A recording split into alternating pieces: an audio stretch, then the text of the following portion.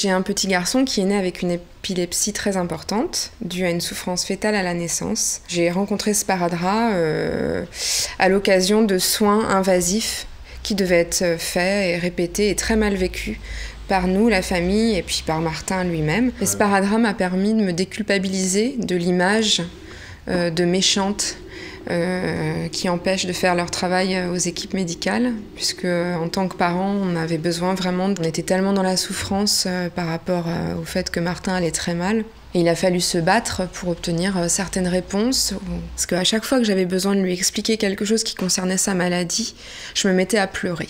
Les documents de Sparadrap m'ont permis en fait de pas m'écrouler, de suivre le fil de ce que j'avais à lui raconter, de lui montrer les dessins. Il y a beaucoup d'expériences où Martin a souffert inutilement. Il y a eu beaucoup de ponctions lombaires étant bébé.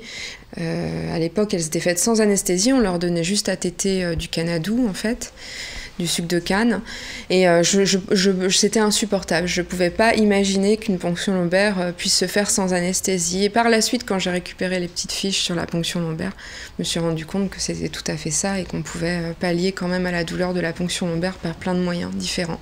La douleur, c'est quelque chose de tabou encore aujourd'hui. Et c'est inadmissible, on est très en retard. Donc surtout en pédiatrie, on a longtemps pensé qu'ils souffraient moins que nous, parce qu'ils étaient bébés. Et c'est complètement faux, ça laisse des traces, ça peut avoir des conséquences sur toute une vie. Très récemment, on nous a même autorisé à être en salle de réveil. Ça, j'avais beaucoup apprécié. Mais à l'époque, quand nous, on a commencé notre parcours hospitalier, c'était en 2001.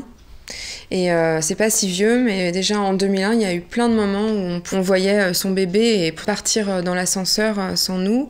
Quand il avait été transféré, j'étais pas dans l'ambulance avec lui. Ça, c'est des moments qui resteront gravés toute ma vie. Dans tout ce que j'ai pu lire des documents de Sparadrap, il est évident que c'était pas grand-chose d'accepter un parent. À la pédiatrie, il faut s'instaure un climat de confiance avec les familles, vraiment. Et si on nous avait fait confiance sur certaines choses, je pense qu'aujourd'hui, Martin ne serait pas aussi sauvage dans sa façon d'aborder la douleur, plein de choses. J'en suis convaincue.